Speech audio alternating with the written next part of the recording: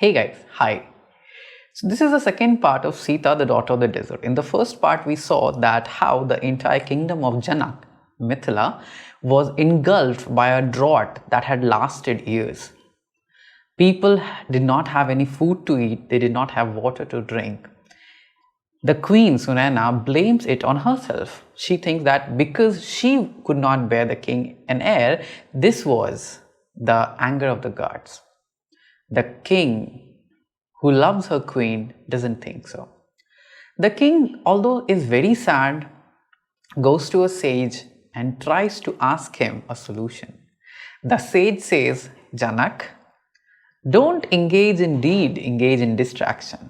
He asks Janak to do something. Janak and the whole of Mithila tries to use their jewelry to create a golden hoe. Let's find out what happens next. If the gods were looking, I am sure, if not the rain, then the tears would surely wet my Mithila. Today, I wasn't looking to the skies, I was looking to my king. Nobody stared at the cuts or bruises of their feet, not even the mothers. They all proudly championed behind my king.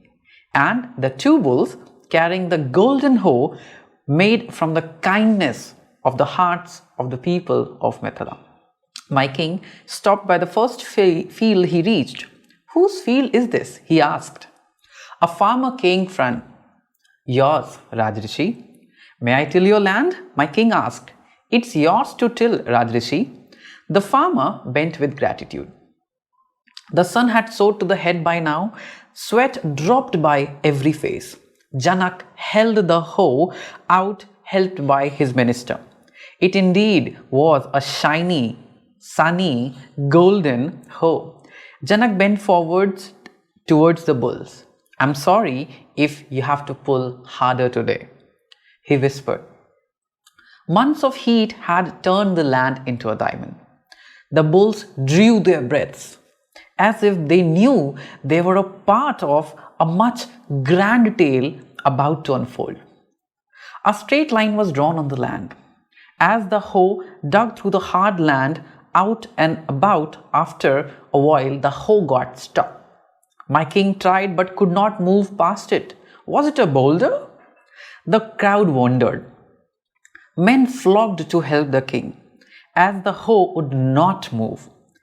Engage in deed, Janak, the sage had said. My king looked to the skies, as if reminding himself of that.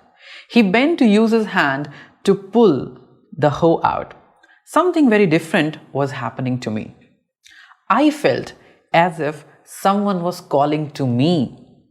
I felt as if all of this has just been an excuse for this very moment to have dawned. I felt restless, but near to a well I had been dying to reach. I paced to the front as fast as I could, and there it was, a bag of banana leaves, from which within the wrap emerged small hands and feet, soft like leaves. A face then emerged, a face of a baby. My queen! Janak broke his smile in laughter.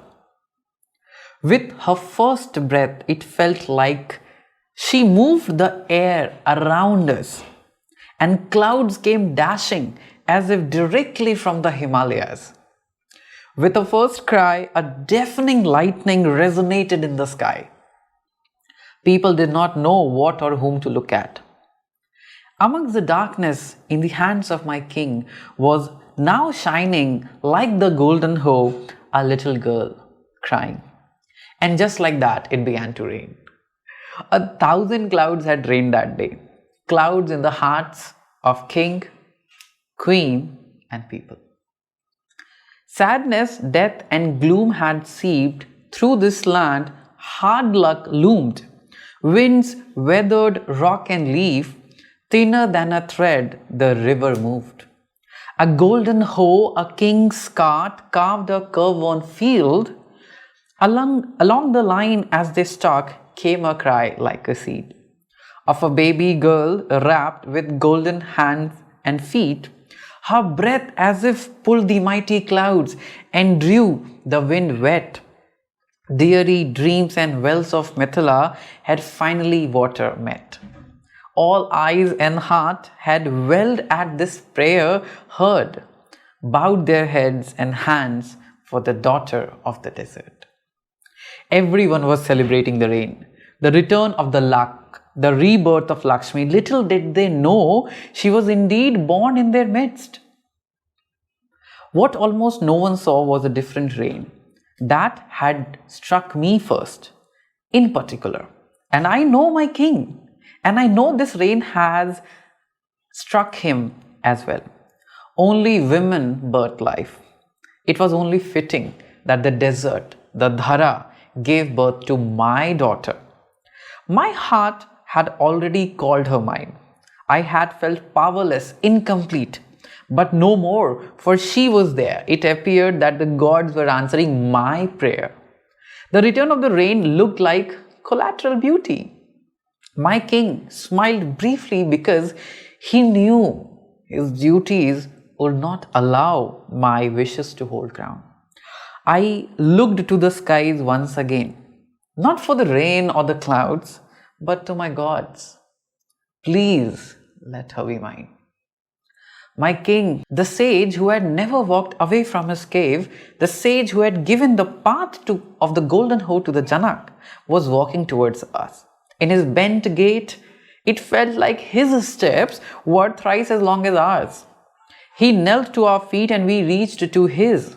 His words and actions had always been carrying mystery. Sages do not bend to kings, Maharishi, my king pleaded. Kingship is mortal, Janak. I am bending to the immortal godliness that you hold in your... My daughter, Maharishi? My king broke with filled eyes. Take her to Shiv's temple. You will have your answer, the Maharishi said. Janak sprung his legs into a run and so did I. The entire of Mithila was running after their princess. They had already started chanting her name, Rajkumari ki jai. After all, their princes had turned the desert into the fields, into their land of deeds. Of the few godly artifacts on earth, one had been in Mithila, Shiv's Dhanush, always guarded by a Nag. He never moves. It doesn't threaten people of Mithila because they know he guards the Shiv Dhanush. Sages had said he was Vasuki, the great Nag's son. We reached the temple with untired legs and faster running hearts. My king carried her in his arms. He would not say, but I knew what his heart had prayed. We bent to Shiv's Dhanush. My gods, give us a sign. Vasuki's son, the Nag, twice as large as the largest man known in Mithila, moved. This has never happened. It bowed. I think it bowed to our daughter. It felt it had deemed worthy of her touching the Dhanush. We were left with eyes as wide as wells. My king took her closer to the Dhanush as her hands reached out to the string tied between the two ends. No man, woman, Dev, Asur, sage or Yaksh had ever lifted the Dhanush. It took a cavalry of 20 men to move it. She, my daughter, the daughter of Mithila, lifted the Dhanush out by her pinky. We kneeled before. This was impossible, unheard of. We were surprised to have our tears flow across our cheeks unbarred. Nobody could fathom this. As she let it go, it struck the ground like a mountain. The pillars and heart shook as if it were a little statue inside a box. Amidst the dark clouds that were raining heavily, a window as if tore out from the skies. A window from which the sun shone like a neighbor no one could turn their eyes to. It settled to form a warm ring. O holy Janak and Sunaina, you stood godly on your tests. Please raise the daughter of the desert as yours. She will be Mithila's rain and humanity's flower. The light disappeared into the clouds. I could tell you my heart had known 100 throbs in that moment. Do you need more to be said, Janak? The sage smiled as he raised his bowed head. But she could have a parent, my king uttered, never wanting to say it. O Rajrishi, who in Mithila ever dream of leaving a baby in the deserted field? This is the bravery of the gods. Devi Dhara herself. She is the daughter of the desert.